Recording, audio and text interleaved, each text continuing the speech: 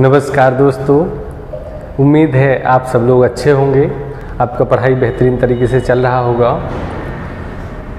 अभी कुछ चीज़ें न्यूज़ में सुनने को मिल रहा है कि कोरोना का एक नया वेरिएंट निकल के आ रहा है सामने, है ना। तो वो फैल रहा है। तो मैं यही कहना चाहूँगा कि आप अपना ख्याल रखें, है ना। और वैक्सीन सब लोग लगवा लिए होंगे, यदि नहीं लगवाए हैं तो कृपया आप क्या करें, सब लोग वैक्सीन लगवाएं, मास्क का उपयोग करें, सैनिटाइजर का उपयोग करें, है ना। सावधानी बरते रहें, क्योंकि यदि हम अपनी सुरक्षा कर लेते हैं तो हमारा घर परिवार और हमारा समाज सभी लोग क्या है, सुरक्षित रहेंगे, है ना। तो आप इस पर काम करिएगा, है ना। और बढ़िया बेहतरीन तरीके से आप पढ़ाई करिए, कोई किसी प्रकार का प्रॉब्लम नहीं है। क्योंकि यदि वैक्सीन लगवा लिया है तो काफ़ी हद तक हमें क्या है, उससे सहयोग मिलने वाला है ना। तो दोस्तों, जैसा कि आप हेडिंग देख रहे हैं, है ना, आज का हमारा टॉपिक रहेगा पृथ्वी की आंतरिक संरचना। इसके पहले कुछ वीडियो हम अपलोड कर चुके हैं और आप लोग उसको पसंद कर रहे हैं और सपोर्ट कर रहे हैं, है ना। उम्मीद है आप लोगों को समझ में आ रहा होगा। और हमारा यही उद्देश्य रहेगा कि आपको हर कॉन्सेप्ट, छोटा से छोटा कॉन्सेप्ट आपको बेहतरीन तरीके से समझ में आए, है ना। तो दोस्तों, जैसा कि पृथ्वी की आंतरिक संरचना के बारे में यदि हम चर्चा करें तो सब जानते हैं कि पृथ्वी का आकार, है ना, कैसा है, गोलाकार ना होगे, थोड़ा सा ध्रुवों पर चपटा है ना। ध्रुवों पर थोड़ा सा चपटा है, ठीक है। पृथ्वी अपने अक्ष पर 23.5 डिग्री झुकी हुई है, ये भी आप लोग जानते हैं। तो हमारा उद्देश्य आज पृथ्वी को पढ़ना नहीं है, जबकि पृथ्वी की आंतरिक संरचना को समझना है ना। आंतरिक संरचना को समझना है। तो देखा जाए तो भूगर्भिक दृष्टि से पृथ्वी को 3 भागों में विभक्त कर दिया गया, है ना। 3 भागों में विभक्त कर दिया गया। सिंपल सा है, कोई ज्यादा परेशान होने की जरूरत नहीं है ना। 3 भागों में विभक्त किया गया। पहला भाग आप लोगों को पता है, बताएंगे, होगा क्रस्ट, है ना, जिसको क्या कहते हैं, भूपर्परटी, ठीक है। इसके बाद जो मध्य वाला पार्ट है इसको कहेंगे प्रवार, है ना, प्रवार या मेंटल, है ना। इसके बाद जो आंतरिक भाग है उसको कहेंगे क्या, कोर या क्रूड, है ना। इसमें कुछ भी नहीं है, अपन नॉर्मल तरीके से जान सकते हैं, है ना। लेकिन जो सबसे पहले बात आती है और वो ये है कि यदि पृथ्वी की आंतरिक संरचना जाननी है तो ये तो हो गया इसका एक भूगर्भिक दृष्टि से इसको बांट दिया गया 3 भागों में। लेकिन यदि हमें रासायनिक दृष्टि से पृथ्वी को बांटना है तो फिर कैसा बांटा जाएगा। दूसरा क्वेश्चन ये निकल के आएगा कि पृथ्वी के आंतरिक भाग को जानने के लिए हमारे पास साधन क्या क्या है। चूंकि मैं एक चीज बता दूं कि अभी तक पृथ्वी में या पृथ्वी के अंदर भूपर्परटी में सिर्फ 12 किलोमीटर ही ड्रिलिंग की गई है। 12 किलोमीटर ही ड्रिलिंग की गई है ना। मतलब ये कह दें कि हम पृथ्वी के अंदर सिर्फ 12 किलोमीटर ही पहुंच पाए हैं, है ना। और दूसरा क्वेश्चन यहां से ये निकल के आएगा कि एक आर्कटिक क्षेत्र है, आर्कटिक क्षेत्र, है ना। और आर्कटिक क्षेत्र के कोला नामक स्थान पर इसकी क्या की गई, ड्रिलिंग की गई। तो आप इतना याद रखिएगा कि पृथ्वी के आंतरिक भाग में अभी तक 12 किलोमीटर ही जा पाए हैं। आर्कटिक क्षेत्र में कोला नामक स्थान पर 12 किलोमीटर की ड्रिलिंग की गई है, जिसके आधार पर, है ना, वैज्ञानिकों ने इसका वर्णन किया, है ना। चलिए, ये बात आप याद रखिए। इसके बाद देखेंगे कि जब 12 किलोमीटर के नीचे हम जा ही नहीं पाए हैं तो फिर हम ये कैसे कहते हैं कि पृथ्वी की आंतरिक संरचना कैसी है, पृथ्वी को कितने भागों में बांट दिया गया, किस आधार पर। आखिर कोई तो सबूत होना चाहिए, या सिर्फ ऐसे ही कह देते कि पृथ्वी को 3 भागों में, ये कोई भी कह सकता है। तो दोस्तों, ऐसा नहीं है, है ना। उसके लिए कुछ आधार निश्चित किए गए हैं। जैसे कि हम आपको बता दें कि एक होता है प्रत्यक्ष, है ना, प्रत्यक्ष साधन कहते हैं, प्रत्यक्ष साधन। और दूसरा होगा इसका अप्रत्यक्ष साधन, है ना, अप्रत्यक्ष साधन। तो अब देखिए कि प्रत्यक्ष साधन में जैसे कि हमें प्रत्यक्ष साधन में चट्टाने, है ना, चट्टाने। परेशान मत होना, अभी सिर्फ देखते जाइए, सारा कुछ समझ में आ जाएगा। पहले है चट्टाने, है ना, दूसरा है उल्का, उल्कापिंड, उल्कापिंड है ना। इसके बाद आगे चलें तो होगा ज्वालामुखी, ज्वालामुखी। और जो सबसे अधिक महत्वपूर्ण भूमिका निभाता है वो है क्या, आपका भूकंप, भूकंप है ना।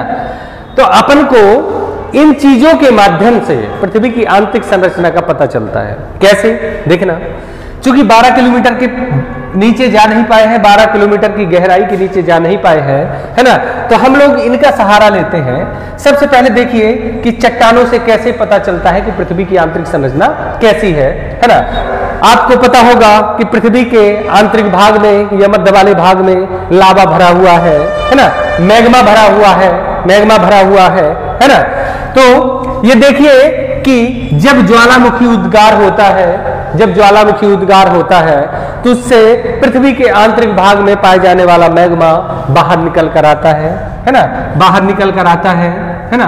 तो आप देखेंगे है ना कि पृथ्वी के अंदर भरा हुआ लावा जब बाहर निकल कर आता है और बाहर निकल करके है ना वायुमंडल के संपर्क में आकर क्या हो जाता है, ठंडा हो जाता है, ठंडा हो जाता है और ये चट्टानों का रूप ले लेता है, चट्टानों का रूप ले लेता है। तो एक चीज इससे हमें ये पता चली कि यदि मैग्मा बाहर निकल करके चट्टानों का रूप लेता है तो जो पदार्थ या जो तत्व मैग्मा में पाए जाएंगे वही पदार्थ या तत्व किसमें पाए जाएंगे, चट्टानों में पाए जाएंगे। तो चूंकि हम मैग्मा की जगह नहीं पहुंच सकते हैं, पृथ्वी के आंतरिक भाग में नहीं पहुंच सकते हैं, तो उसके अध्ययन के लिए हमने चट्टानों को उठाया और चट्टानों में हमने देख लिया कि इसमें कैल्शियम है, इसमें मैग्नीशियम है, किसमें सिलिका है ना। इस आधार पर हम क्या करते हैं, चट्टानों के आधार पर हम पृथ्वी की आंतरिक संरचना का वर्णन कर पाते हैं, है ना। चलिए इसके बाद उठाते हैं उल्कापिंड, और उल्कापिंड में देखेंगे है ना उल्कापिंड। तो सबसे पहले तो ये जान लीजिए कि उल्का होता क्या है, उल्कापिंड होता क्या है। आप लोगों को पता भी होगा, फिर भी हम बता दें कि अंतरिक्ष में सूर्य के चारों ओर है ना या ग्रहों के चारों ओर है ना छोटे छोटे जो कण हैं वो विद्यमान है अंतरिक्ष में, है ना, अंतरिक्ष में, जैसे कि क्षुद्र ग्रह है ना। तो अंतरिक्ष में अनंत क्षुद्र ग्रह, अनंत छोटे छोटे पिंड विद्यमान है जो कहीं ना कहीं है ना किसी न किसी तारे का क्या है, भाग है। जैसे कि हम कह दें पृथ्वी, जैसे कि हम कह दें बुध, जैसे कि हम कह दें मंगल, जैसे कि हम कह दें बृहस्पति, किसी न किसी तारे का भाग है। अतः जो तारे का मटेरियल होगा वही मटेरियल इन ग्रहों का होगा, पहली बात। दूसरी बात, चूंकि ये भी किसी न किसी ग्रह से अलग हुए हैं, ये जो क्षुद्र ग्रह हैं या जो छोटे छोटे पिंड अंतरिक्ष में स्वतंत्र रूप में घूम रहे हैं, ये भी किसी न किसी ग्रह का या किसी न किसी तारे का पार्ट रहे होंगे। तो हमारे सौर मंडल में विचरण करने वाले जो छोटे छोटे पिंड है ना, वो कभी ना कभी अपने मार्ग से विचलित हो जाते हैं और विचलित होकर एक जगह से दूसरी जगह में गमन करते हैं। उसका परिणाम ये होता है कि जैसे ये एक पिंड है ना, ये एक पिंड यहां से घूमता हुआ और ये पृथ्वी अपना चक्कर लगा रही है सूर्य का, तो पृथ्वी के नजदीक आ गया। ये पिंड घूमता घूमता कहाँ गया, पृथ्वी के नजदीक आ गया, भटक कर पृथ्वी की कक्षा में प्रवेश कर गया। तो यहां पर उस पिंड में लगेगा गुरुत्वाकर्षण बल, और गुरुत्वाकर्षण बल लगने के कारण पृथ्वी उसको बड़ी तेजी से अपनी ओर क्या करेगी, आकर्षित करेगी, है ना। तो जैसे ही पृथ्वी गुरुत्वाकर्षण के कारण उसको अपनी ओर आकर्षित करेगी, वैसे ही ये अंतरिक्षीय पिंड क्या होगा, पृथ्वी की ओर आकर्षित होगा और इस एक स्पीड के साथ पृथ्वी के वायुमंडल में प्रवेश कर जाएगा। और जैसे ही पृथ्वी के वायुमंडल में प्रवेश करेगा तो पृथ्वी के वायुमंडल और इस पिंड के बीच होगा घर्षण, और जैसे ही इन दोनों के बीच होगा घर्षण तो इस पिंड में लग जाएगी आग, है ना। इस पिंड में लग गई आग, और आग लगने का परिणाम यह हुआ कि इसके दो फैक्ट निकल के आते हैं कि यदि छोटा पिंड है तो जलकर वहीं वायुमंडल में ही राख हो जाएगा, यदि वो बड़ा पिंड है तो वायुमंडल में नहीं जल पाएगा और अर्धजलीय अवस्था में पृथ्वी से टकरा जाएगा। तो जैसे ही ये पृथ्वी से टकराएगा, पृथ्वी में निर्माण करेंगे गड्ढे का, पृथ्वी में एक निर्माण करेगा क्या, गड्ढे का। यहां से टकराया तो पृथ्वी में इसने निर्माण कर दिया गड्ढे का, और इसी गड्ढे में जब भर जाएगा पानी, है ना, तो इसी को कह देंगे उल्का पिंड से निर्मित क्या, झील। तो ये बन जाएगी उल्का झील या उल्का पिंड से निर्मित झील। देखिए कोई बड़ा पिंड है, वो अर्धजलीय अवस्था में हमारी पृथ्वी से टकराएगा, और पृथ्वी से टकराने के बाद क्या होगा, अर्धजलीय अवस्था में उसको कहा जाएगा उल्का पिंड। उल्का पिंड अर्थात इससे दो चीजें समझ में आई कि जो उल्का या जो पिंड जलकर राख हो जाएगा उसको सिर्फ उल्का बोला जाएगा, उल्का बोला जाएगा, है ना, और जो अधजलीय अवस्था में पृथ्वी से टकरा जाएगा उसको क्या कहा जाएगा, उल्का पिंड कहा जाएगा। एक चीज और यहां से ध्यान दीजिएगा कि उल्का जलने की घटना कहां होती है ना, मध्य मंडल में होती है ना, मध्य मंडल में होती है। क्योंकि जैसे ही हम वायु की परतें पढ़ा रहे थे उसमें हमने बताया हुआ था, तो थोड़ा सा ध्यान दीजिएगा उसमें, है ना। चलिए अब देखिए कि उल्का पिंड पृथ्वी से टकराया और टकरा कर क्या हो गया, शांत हो गया, या क्या हो गया, ठंडा हो गया। अब जो वैज्ञानिक हैं इस पिंड को उठा करके इसका क्या करेंगे, अध्ययन करेंगे, और इसके आधार पर पृथ्वी की आंतरिक संरचना का वर्णन करेंगे। क्यों? क्योंकि हम पहले भी बता चुके हैं कि पृथ्वी भी हमारा सौरमंडल का भाग है और ये पिंड भी क्या है, सौरमंडल का भाग है, अर्थात एक ही तत्व से निर्मित है। तो जो इसका रासायनिक भाग होगा या रासायनिक संगठन होगा वही पृथ्वी का रासायनिक संगठन होगा। वो एक अलग चीज है कि ये छोटा सा पत्थर है, उल्का एक छोटा सा पिंड है, लेकिन पृथ्वी हमारा बहुत बड़ा है ना। तो लगभग ये आपको समझ में आया होगा, है ना। चलिए इसके बाद देखेंगे सबसे पहले ज्वालामुखी, है ना। उल्का के बाद देखते हैं ज्वालामुखी। अब देखिए कि ज्वालामुखी उद्गार जैसे होगा, है ना, ज्वालामुखी उद्गार जैसे होगा तो नीचे से क्या निकल के, मेग्मा निकल के बाहर परतों में बिखर जाएगा, पृथ्वी के ऊपरी भाग में स्थल मंडल में बिखर जाएगा, और वो एक जैसे पर्वत का निर्माण करेगा या पठार का निर्माण करेगा, या पठार का निर्माण करेगा। अब देखिए कि आंतरिक भाग में तो जा नहीं सकते हैं, लेकिन आंतरिक भाग से जो मैग्मा निकला है और जम गया है, जो लावा बन गया है, उस लावे को, है ना, उस लावे का क्या करेंगे, अध्ययन करेंगे, उन चट्टानों का अध्ययन करेंगे, उस पठारी क्षेत्र में अध्ययन करेंगे, तब हमें ये जानकारी होगी। क्योंकि इसी मैग्मा से ये चट्टानें निर्मित हैं, तो हमें जानकारी प्राप्त होगी कि कौन सा तत्व पृथ्वी के आंतरिक भाग में पाया जाता है ना, पृथ्वी के आंतरिक भाग में पाया जाता है, तो इससे भी हमें जानकारी मिलती है ना। और पृथ्वी की आंतरिक संरचना जानने के लिए सबसे महत्वपूर्ण स्रोत है वो माना जाता है आपका भूकंप। तो आपके माइंड में आएगा सर भूकंप से कैसे जानकारी मिलती है, तो 2 मिनट की चर्चा है, सुन लीजिए। और वो ये है कि ये है पृथ्वी, ये है भूपर्पटी, और ये है आपका प्रवार, और ये है क्रोड। तो देखिए कि जैसी भूकंप आता है ना, जैसे ही भूकंप आता है उसका एक केंद्र बिंदु होता है, भूकंप का केंद्र बिंदु होता है ना। तो उस केंद्र बिंदु से तरंगे निकलती हैं, तरंगे बाहर की ओर जाती हैं, अंदर की ओर जाती हैं, और कई प्रकार की तरंगे होती हैं। उन तरंगों के आधार पर हम ये जान लेते हैं कि आखिरकार पृथ्वी का आंतरिक भाग ठोस है या द्रव है या गैस है। तो इसको जानने के लिए आप 2 चीजें जानिए, और वो ये है कि तरंगों के बारे में हमें जानना जरूरी है। सबसे पहले भूकंपीय तरंगों को 3 भागों में विभक्त किया जाता है। तो ये भूकंपीय तरंगे कौन कौन सी हैं, तो A नंबर डालेंगे और वो है P तरंगे, है ना, ये P वेव। B नंबर डालेंगे और B में डालेंगे सेकेंडरी वेव, और C नंबर डालेंगे जिसमें आएगा L वेव या L तरंगे, है ना। तो प्राइमरी तरंगे, सेकेंडरी तरंगे और लॉन्ग वेव। तो इसमें देखिए कि इसकी कुछ खासियत है। पी तरंग की खासियत है ना, कि ये ठोस, द्रव, गैस तीनों अवस्थाओं में गमन कर सकती है।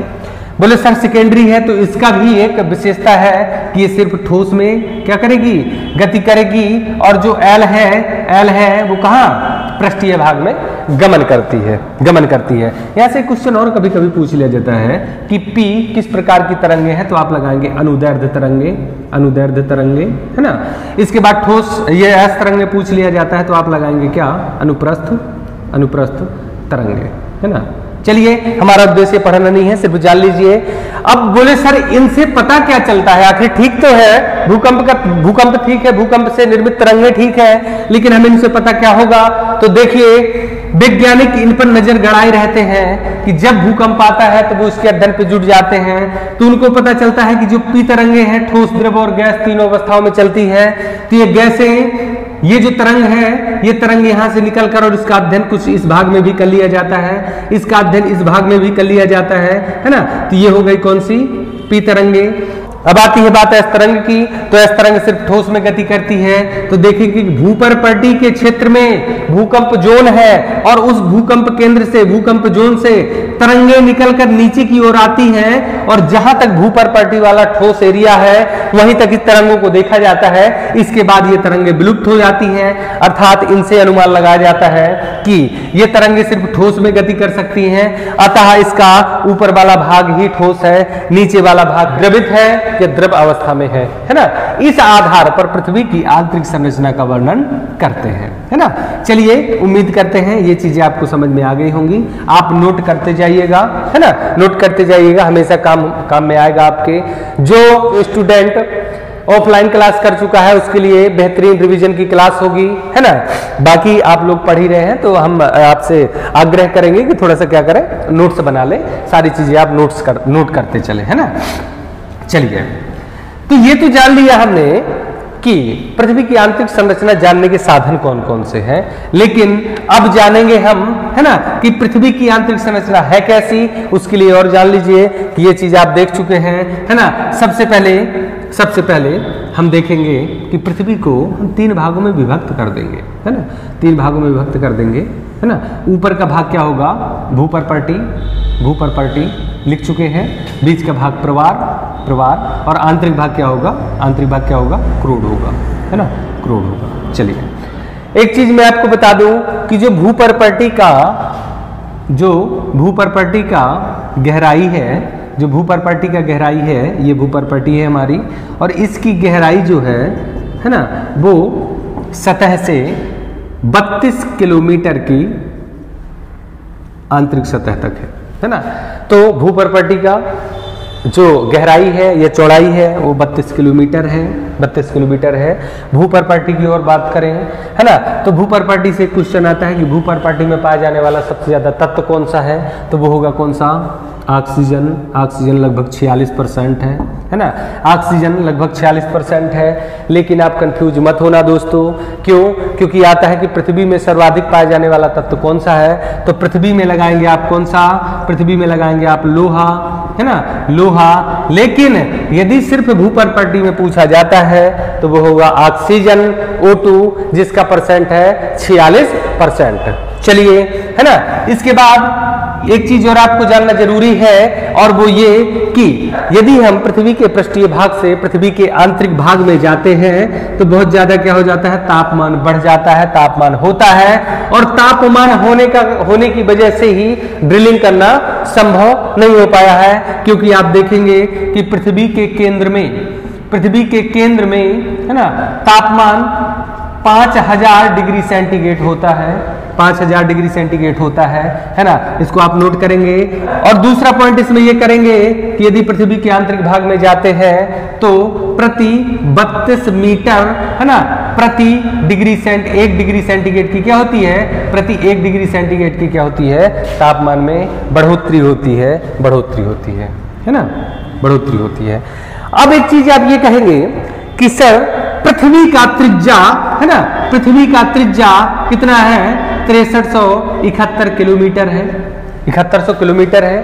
अर्थात इस आधार पर पृथ्वी का व्यास कितना होगा? ये हो गई त्रिज्या, है ना। इस आधार पर पृथ्वी का व्यास कितना होगा?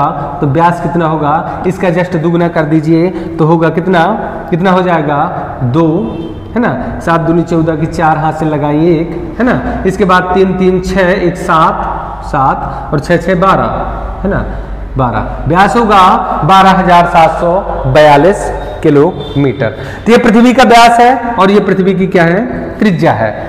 हम जो समझा रहे थे उसको उस पर ध्यान दीजिए, और वो ये है कि आपके दिमाग में आ रहा होगा कि सर यदि 32 मीटर की गहराई में जाने पर 1 डिग्री सेंटीग्रेड की वृद्धि होती है, तो यदि 6371 किलोमीटर तक जाएंगे तो ये तो पृथ्वी का आंतरिक तापमान सूर्य के आंतरिक तापमान से भी ज्यादा निकल जाएगा, कई गुना निकल जाएगा। तो दोस्तों है ना, बिल्कुल आप सही सोच रहे हैं, बिल्कुल आप सही सोच रहे हैं। ऐसा नहीं है, पृथ्वी के आंतरिक भाग में जाने पर अलग अलग परिवर्तन देखे जाते हैं। आप देखेंगे कि प्रथम 100 किलोमीटर तक है ना क्या होता है, 12 डिग्री सेंटीग्रेड की वृद्धि होती है ना, प्रति किलोमीटर 12 डिग्री सेंटीग्रेड की वृद्धि होती है। लेकिन जब 100 से 300 किलोमीटर की गहराई पर जाएंगे तो आप देखेंगे कि प्रति किलोमीटर 2 डिग्री सेंटीग्रेड की वृद्धि होती है, और 300 से और आगे जाएंगे तो आप देखेंगे